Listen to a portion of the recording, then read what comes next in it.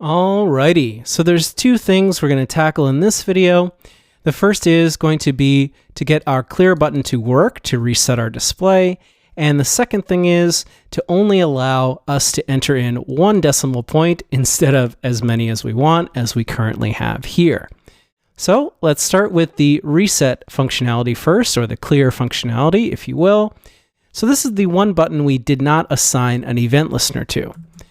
That's because at the top, we actually created our own constant for that instead of having it within this loop as well. And if we go below this, we can comment out a title, and we're going to call it reset display for now. We're going to create the function. It's going to be called reset all because it will reset some values later on, but for now it's just resetting the display. And curly brackets inside, we want to target our calculator display. So I just entered CA and it's going to autocomplete this for me if I press enter. And dot text. Okay, again, content is the one we want. So again, I can press enter. And we want this now to equal single quotes 0. So I want it to go back to 0. And then below this, we can comment out a title for our event listener. And we're going to target our clear button constant. And we're going to add the event listener to that, bracket, single quote, and we want to add a click event, comma, and we want to call the reset all function and add a semicolon there at the end. All right, so let's save that and jump back. And so now if we type in 789 and then we press our clear button, we can see, perfect, we're back to 0. Excellent. Now we're going to look at our decimal. So we're going to jump back to the code, and we're actually going to create a new function to handle this. So instead of using the send number value, we're going to create a new function here that's going to be called add decimal.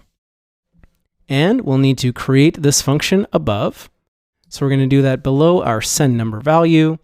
We're going to create the function add decimal, capital D on decimal, bracket, and then curly bracket, enter, and scroll down a little bit. And in this function, we can start by commenting out a title. So if no decimal, comma, add one. So what's going to happen is we're going to use an if statement here. So if bracket, there is the calculator display.text content. So we're targeting our display H1, what is displaying in our H1. And we're going to use the includes method in order to check the string to see if it includes a specific value. So we're going to have another bracket here, single quotes, and then period. And we only want this to work if this does not include a period. So at the very beginning, we're going to add in an exclamation mark to denote that if it does not include this period.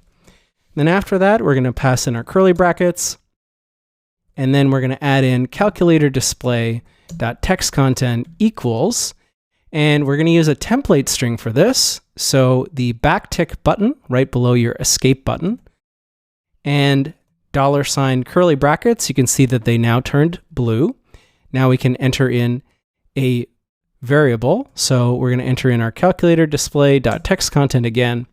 And then outside of the curly bracket at the end, we're just going to put in a period there and then a semicolon at the end. So to recap, when we add this event listener, it's going to our add decimal function. And then this add decimal function is going to check what is currently in our calculator display. And if it does not include a decimal point, then we're going to set the text content to be whatever is already in there, and then we're going to add a decimal to the end of it. All right, so let's save that and check it out. So we're going to go 7/8 decimal.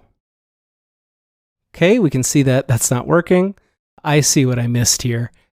I would challenge you to pause the video and see if you can figure out what I missed. Something very small.